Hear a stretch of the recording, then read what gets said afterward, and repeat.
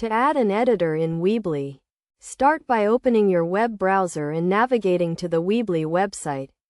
Once you've accessed the site, log into your account by entering your email and password.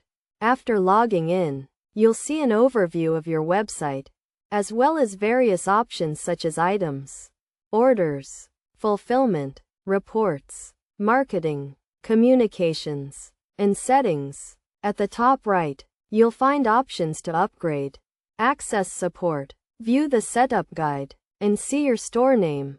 From the left side of the page, scroll down to the settings option and click on it.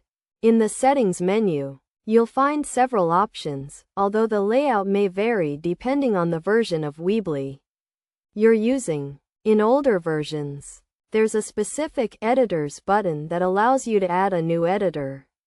However, in newer versions, the process is slightly different, and you may need to explore the options to find the right one.